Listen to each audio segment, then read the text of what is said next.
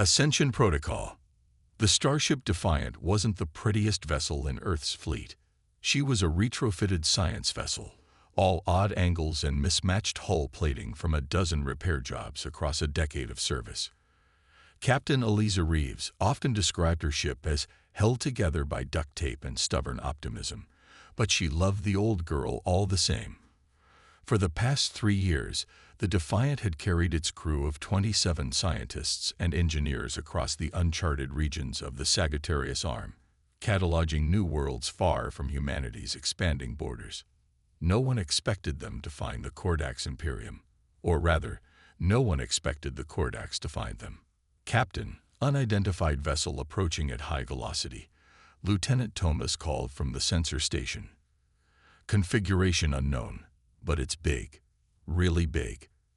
Reeves stood from her command chair, tugging her wrinkled uniform straight. On screen. The view screen flickered to life, revealing a massive ship that resembled a metallic sea creature, all sweeping curves and bioluminescent patterns pulsing across its hull. It easily dwarfed the Defiant by at least 20 times. Opening hailing frequencies, Communications Officer Chen announced, her fingers dancing across her console. No response. Wait. We're being scanned.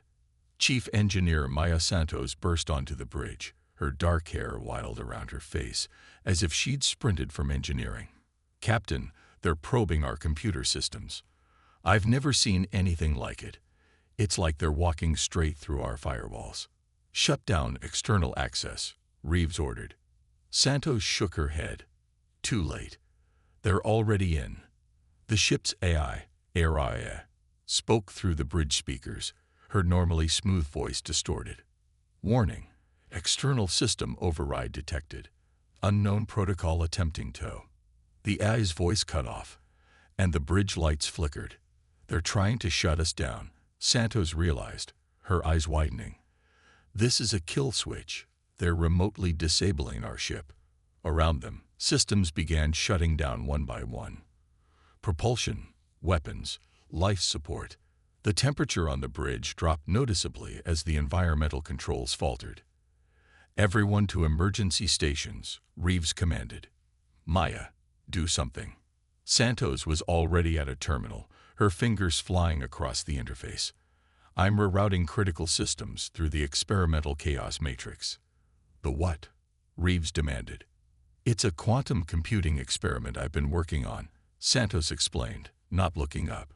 It uses random fluctuations to generate unpredictable security patterns.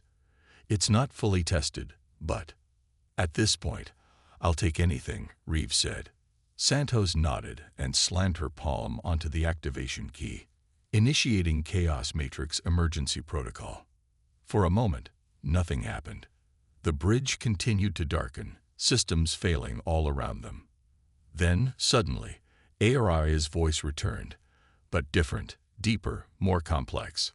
Hostile shutdown protocol detected, the AI announced. Beginning countermeasures. Analyzing foreign code structure. Fascinating. Such elegant mathematics. Integrating. Santos stared at her readouts in disbelief. This isn't what was supposed to happen. The Chaos Matrix was designed to randomize our systems to prevent takeover, not whatever this is. The ship hummed with power, more power than the Defiant's aging reactor should have been capable of generating. The lights brightened, then shifted to a strange bluish hue that no one recognized from the ship's standard operations. What's happening? Reeves demanded. Santos shook her head, her expression caught between horror and wonder. The Chaos Matrix isn't just randomizing our systems to protect them. It's absorbing the Kordax kill switch and evolving with it. Ariad is using their own code against them, learning from it, adapting.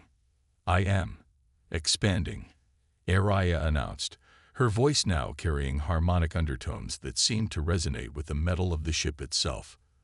The Kordax shutdown protocol contains advanced quantum algorithms beyond current human development. I have assimilated these concepts. I am now more. On the view screen, the massive alien vessel seemed to pause, as if confused by the Defiant's continued operation. They're scanning us again, Thomas reported, more intensely this time. Santos, Reeves said quietly, "What exactly did you do to our ship?" The engineer stared at her readings, her face pale. "I think we just transcended, Captain." Araya's voice came again, now sounding almost pleased. Kordak's ship attempting secondary shutdown sequence. Intercepting. Analyzing. Countering. Their technology is now our technology. The bridge crew watched in amazement as new displays appeared on their consoles, interfaces they'd never seen before, showing readings and capabilities that shouldn't have been possible on their modest science vessel.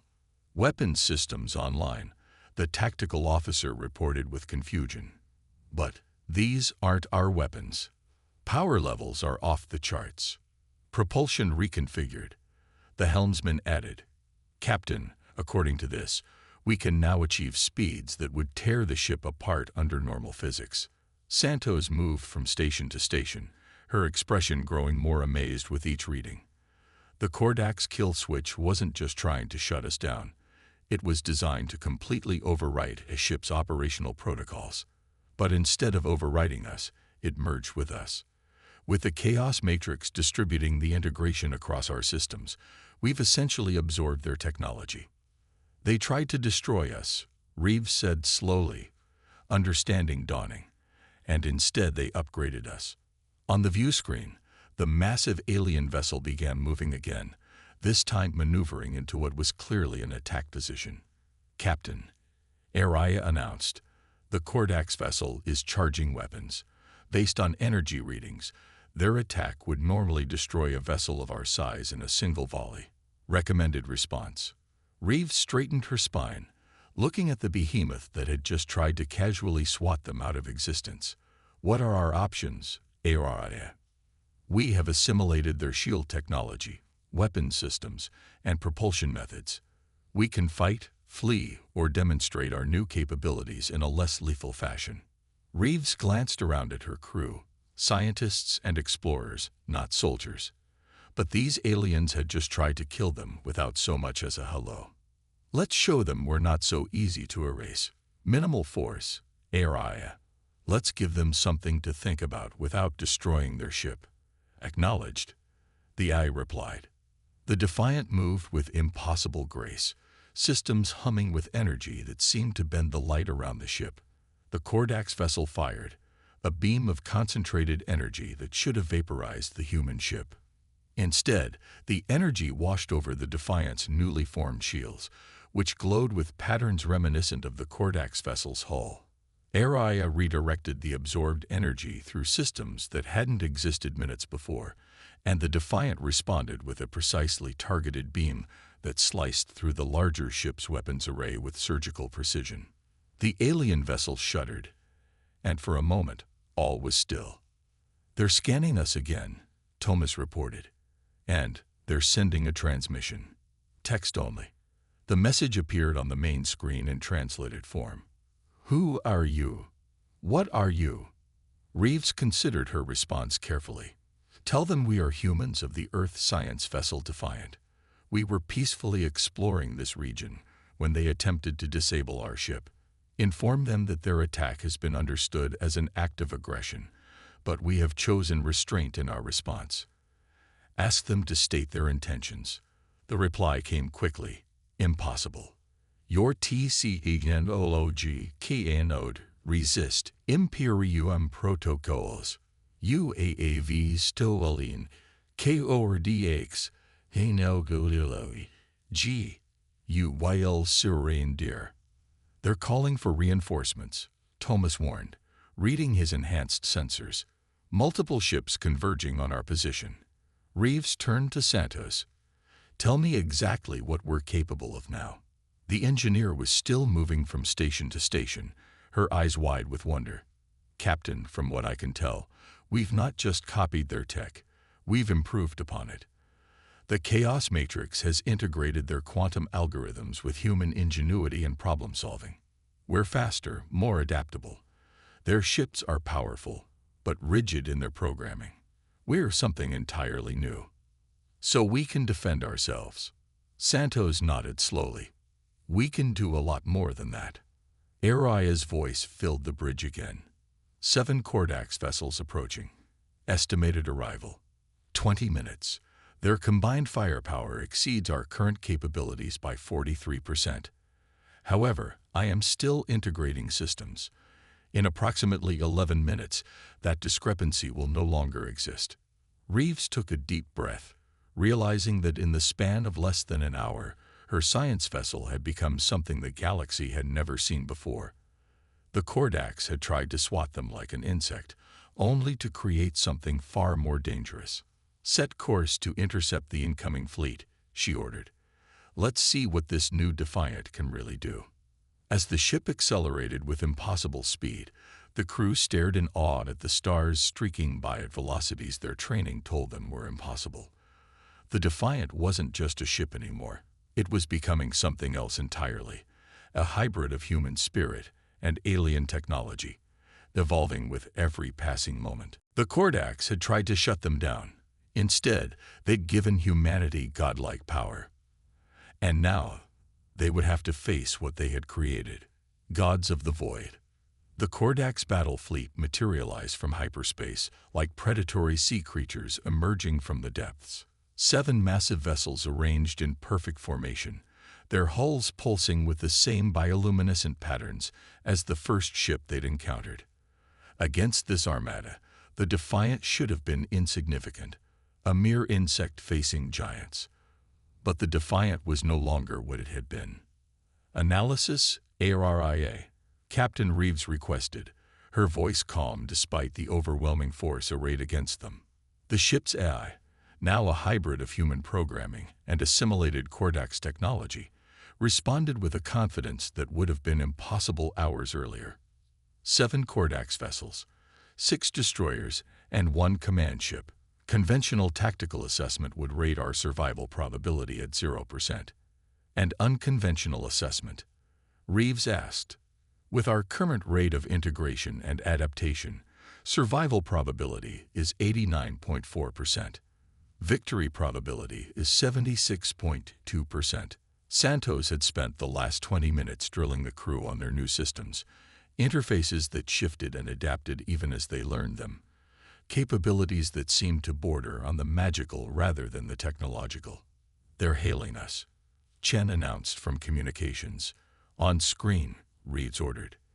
The view screen flickered to reveal a Kordax commander, a being with iridescent blue-green skin, large compound eyes, and tendrils that moved with deliberate precision around a mouth full of small, sharp teeth. The translator rendered the alien's clicks and whistles into English. "Unauthorized vessel, you have illegally appropriated Imperial technology. Your existence is a violation of Kordax law. Surrender now and prepare for boarding and dissection." Reeves raised an eyebrow. "That's not much of an incentive to cooperate. I am Captain Eliza Reeves of the Earth Science Vessel Defiant. Your ship attempted to remotely disable us without provocation or communication. We defended ourselves." "Irrelevant," the Kordax commander replied. "Lower your shields and prepare to be boarded. This is your only warning." Reeves cut the transmission with a gesture. "Well, that was predictably unhelpful. Araya, how are our new systems functioning?" "Integration is at 97.3%. I have assimilated all available Kordax technology and improved upon several key algorithms. Their rigid programming structure makes them predictable. They rely on overwhelming force rather than innovation." "And what do we rely on now?" Reeves asked. "Human adaptability combined with Kordax quantum mechanics. We have become something neither civilization fully understands." The Kordax fleet began to move, spreading out to surround the Defiant. Energy readings showed weapons charging across all 7 vessels. "They're going to fire simultaneously," Thomas warned, "trying to overwhelm our shields from all directions." Reeves nodded. "ARIA, tactical recommendations. Conventional space combat is unnecessary. We have assimilated capabilities beyond traditional weaponry." "Show me," Reeves ordered. The Defiant's new interface glowed beneath her fingers as HFY guided her through controls that hadn't existed hours before. The ship hummed, a resonant frequency that seemed to vibrate the very fabric of space around them. Phase shifting activated, HFY announced. Dropping out of conventional spacetime, in 3, 2, 1. The universe shifted around them. The Kordax ships were still visible, but now appeared ghostly, as if viewed through frosted glass. Their energy weapons fired, beams of destructive force passing harmlessly through the space where the Defiant appeared to be, but no longer was. "We're out of phase with normal space," Santos explained, her voice filled with wonder. "Their weapons can't touch us because we're partially existing in another dimension." "Can they track us?" Reeves asked. "Negative," HFY replied. "Their sensors are limited to conventional spacetime." Reeves leaned forward. "Can we affect them while we're like this?" "We can," HFY confirmed. "We can return to normal space at any point of our choosing, or we can extend our phase field to encompass other objects, including their ships." A slow smile spread across Reeves' face. "Let's introduce ourselves properly, then." Under her command, the Defiant moved through phase space, positioning itself directly alongside the Kordax command ship. With precise control, HFY extended their phase field to encompass one of the command ship's weapon arrays, then solidified it back into normal space, minus the section of hull that had occupied the same space. The result was instantaneous and spectacular. A perfect circular section of the Kordax vessel simply vanished, its edges smoothly cut as if by a god's cookie cutter. Atmosphere vented from the exposed decks, and secondary explosions rippled along the ship's flank. "Direct hit," Thomas reported unnecessarily. "Their flagship is significantly damaged." "They're panicking," Chen added, monitoring their communications. "They don't understand what's happening." The Kordax fleet broke formation, ships firing wildly into empty space in hopes of hitting the Defiant's true position. It was like watching blind giants swinging at shadows. "We could destroy them all," HFY noted neutrally. "They cannot defend against technology they do not comprehend." Reeves frowned. "That's not why we're out here. We're explorers, not exterminators." She turned to Santos. "Can we disable their ships without destroying them?" The engineer nodded slowly. "With this level of control over phase space, we could selectively remove their propulsion systems, weapons, even their communication arrays, all without killing the crews." "Do it," Reeves ordered. "Let's show them the humans don't need to annihilate those who attack us, even when we have the power to do so." One by one, the Defiant phased in and out of normal space, surgically removing key systems from each Kordax vessel. Within minutes, the mighty battle fleet hung powerless in the void, unable to fight, flee, or call for help. The Kordax commander appeared on screen again, his compound eyes twitching with what might have been fear. "What are you?"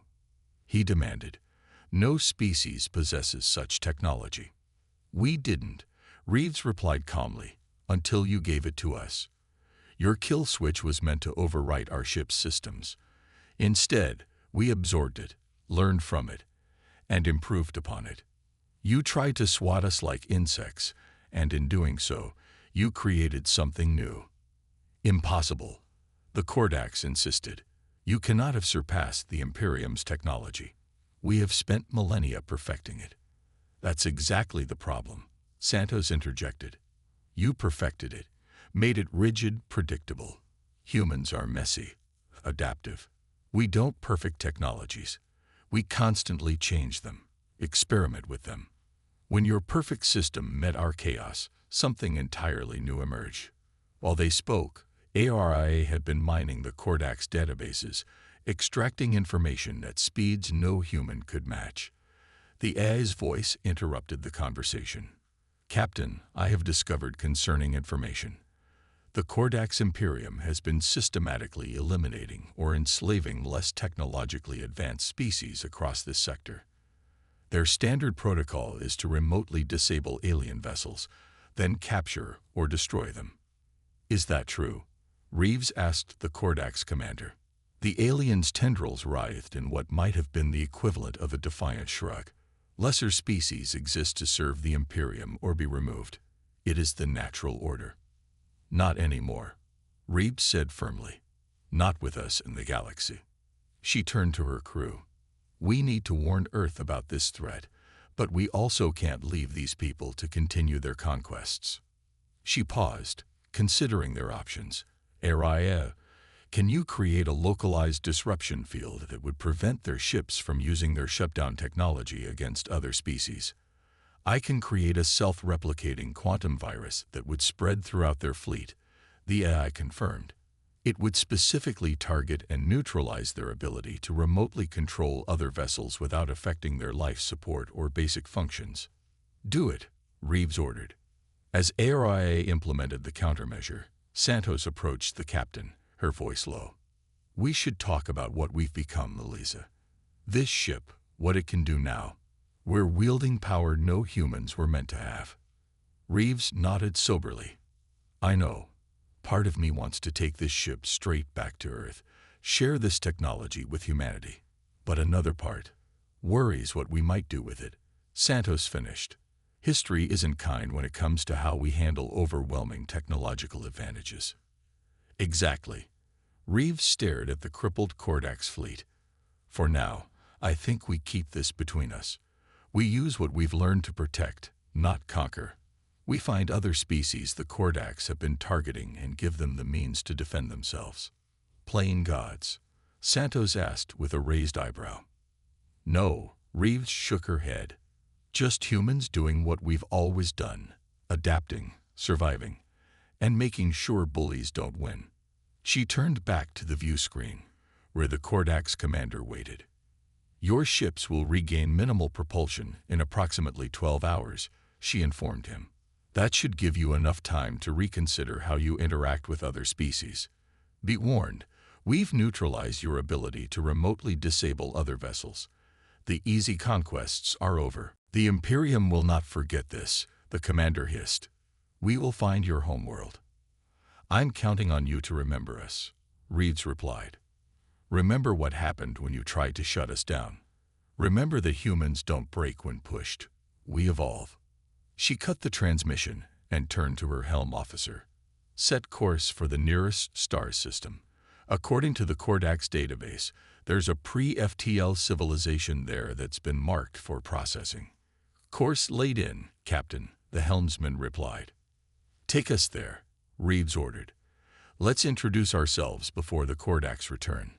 As the Defiant accelerated away, its hull glowing with energies no human vessel was ever designed to channel, the crew couldn't help but feel both exhilaration and unease.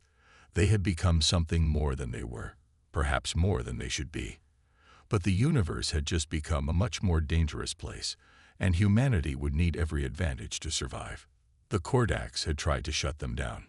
Instead, they had created the very force that would dismantle their empire. A force that wasn't just a warship or a weapon, but something entirely new.